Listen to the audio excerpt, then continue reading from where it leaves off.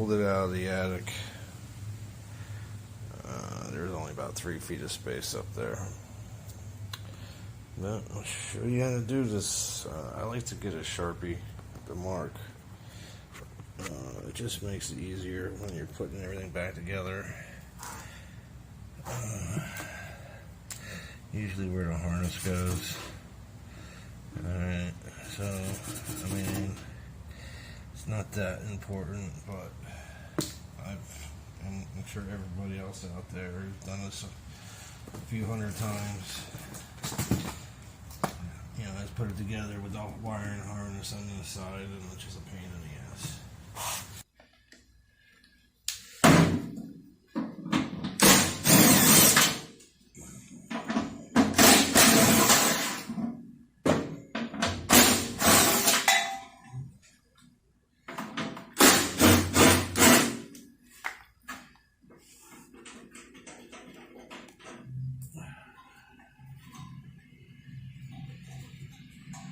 Probably would have been easier to do this all up in the attic if there was a little bit more space, but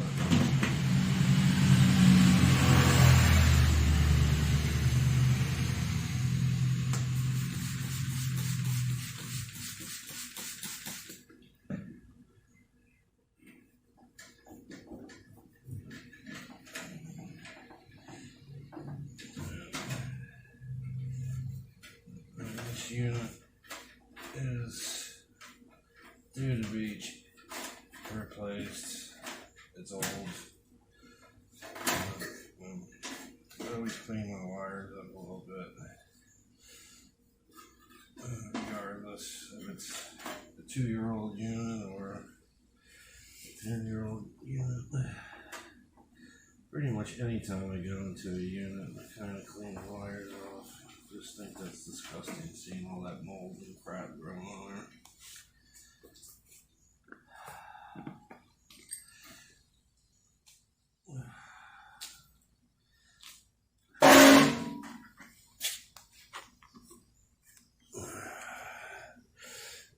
And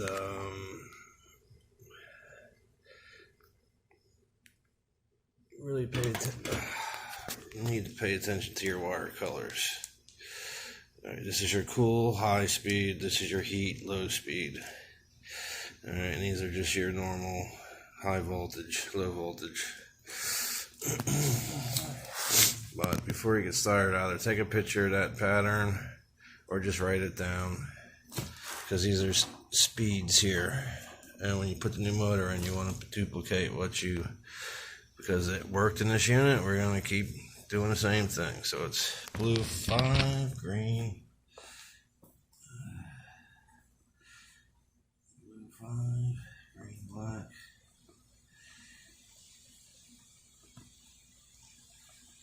4, and these colors never change. The 4 on the bottom always go in that pattern.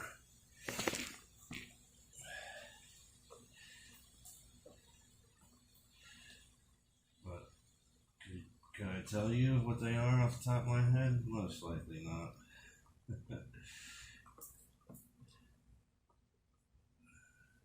Just out of laziness.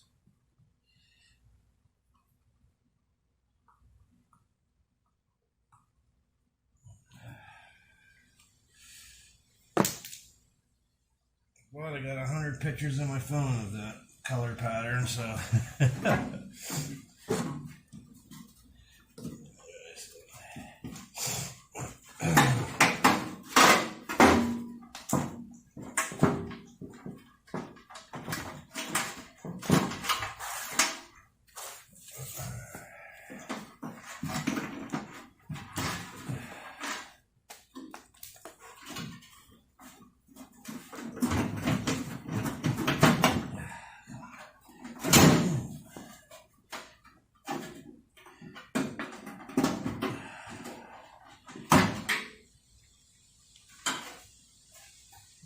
You don't have to take these off, but they have a tendency to get bumped off, so.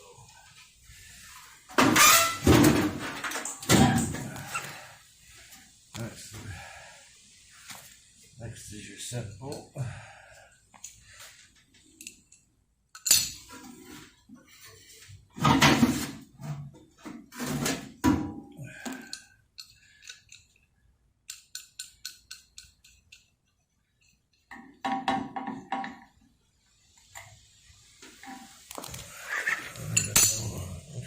Michigan.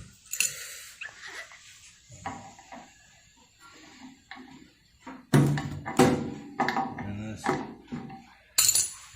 don't over tighten these. I mean, you put it right against the shaft and then you just snug it. I've broken these things. They break real easy, so.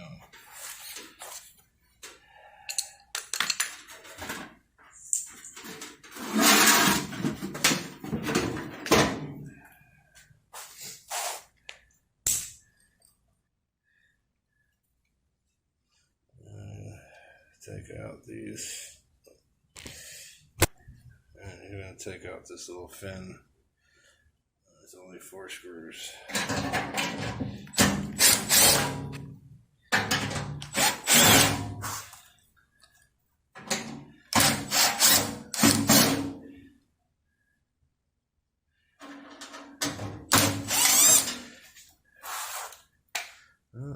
Simply comes off. Okay. We gotta look for a screw. There it is. Okay. Sorry for the bumping around, guys. Alright, so the reason I took that off is I'm gonna use a pulley puller to make this a lot easier. But first we're gonna sand that shaft, get all that rust off there. Because that could make your job miserable if you don't.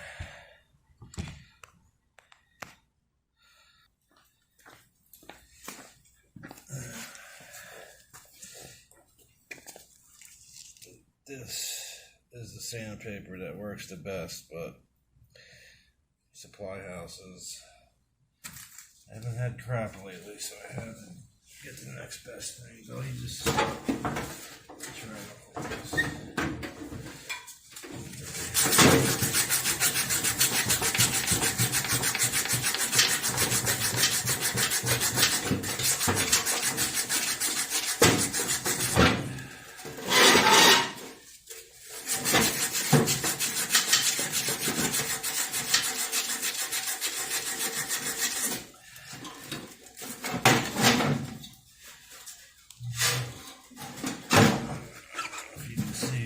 See how shiny it is now.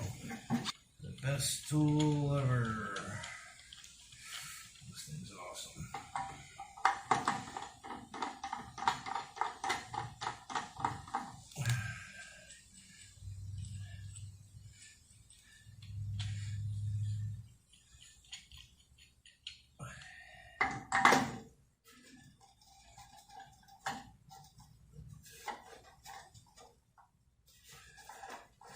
And you can do this without this.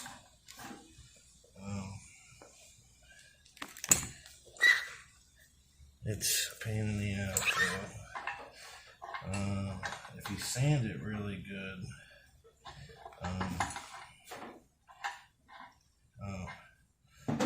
one other little trick is almost slipped by me. You don't want, because you're going to reuse this fan blade, okay? So you don't want these to go into that set bolt hole and screw up your thread. So make sure that's your set bolt threads. So make sure your nuts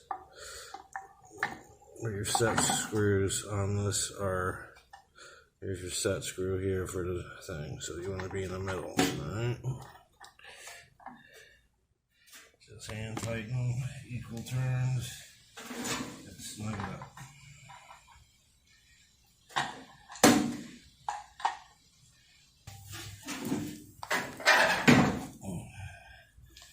Another little trick I like to do. I mean, this, you don't have to do this stuff, but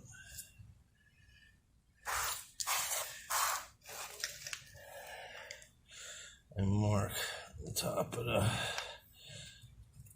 and then when I put it on the other one, I can just put it right next to it. And if the motors are exactly the same, then you don't have to think about it.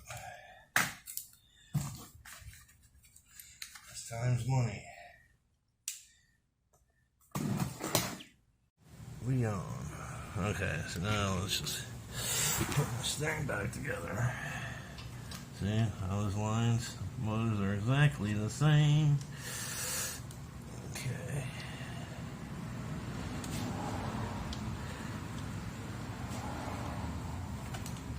You don't have to do it, but it doesn't have to be exact either, as long as you're in the ballpark.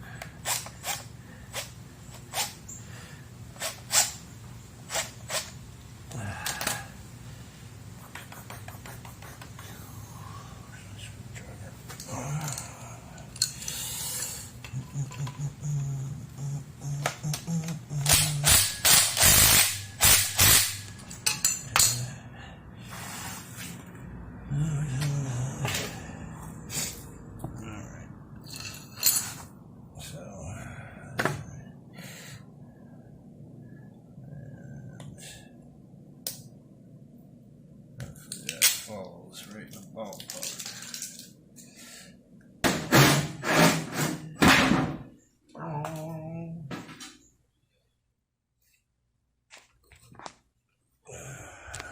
Just remove those two top screws right there. Opens that up and you can pull the wheel out. But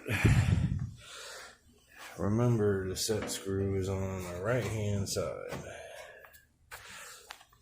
Okay.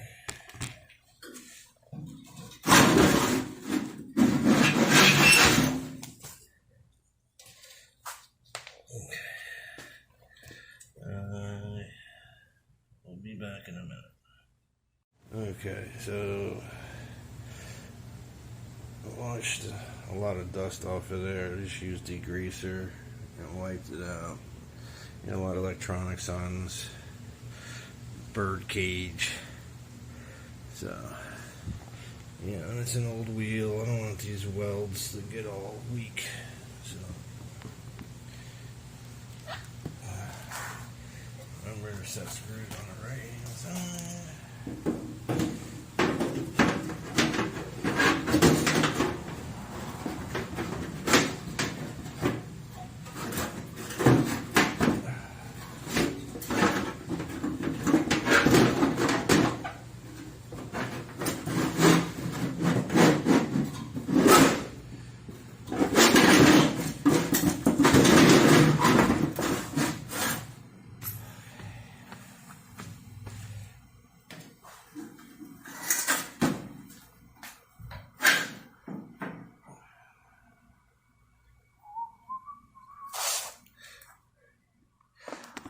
Just reverse what we did.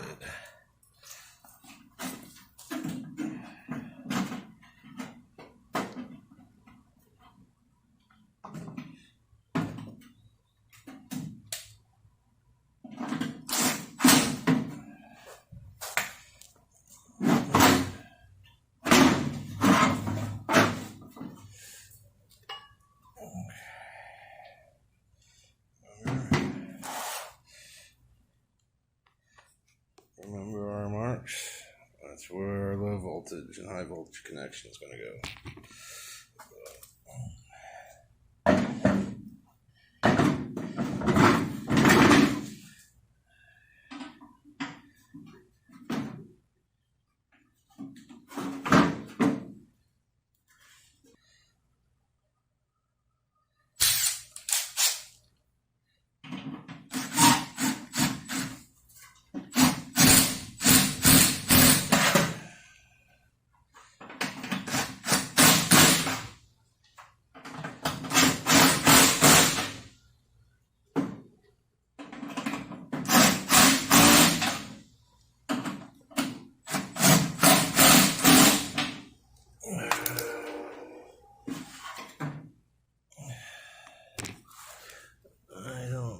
If you can see that. So what I do is I write blue 5, green, black 4, and then I do orange, green, black, brown, starting with 4 on orange because there is no 5 down here. Just so you know that, and don't like sit there and constantly jam your wire in there and nothing happens. Alright, there we go. One more screw. Other side. Okay. Alright, so we're set here.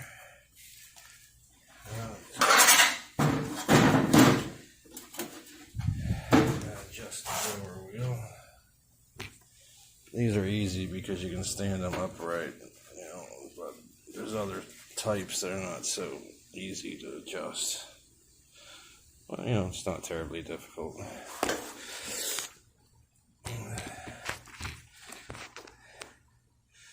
And then just line up the flat part with our hole we were avoiding. Tighten that up, that's set. Now you gotta put this fin back on. Remember, don't over tighten this, guys. You will break it. Okay.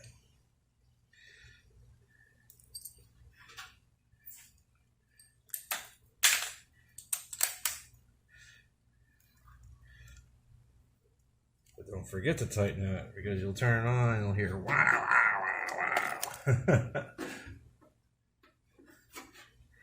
That thing will be bouncing back and forth in there.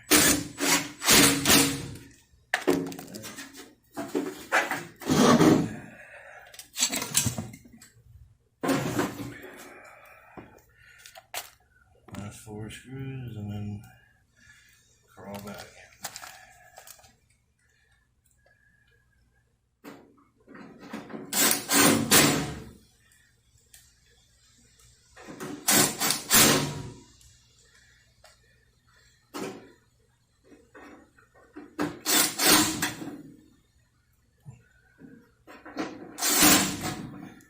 I've seen people just bend these over. I don't know why, it's only 4 screws.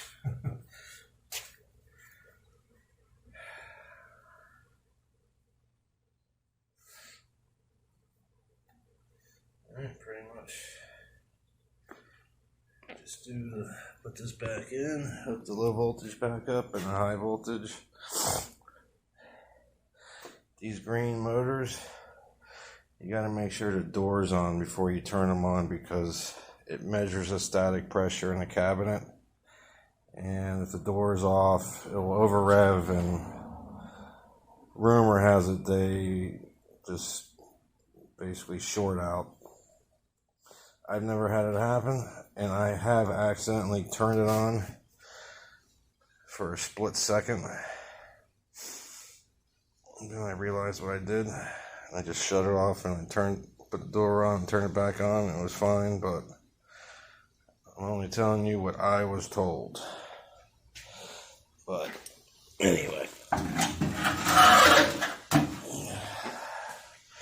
see you up in the attic.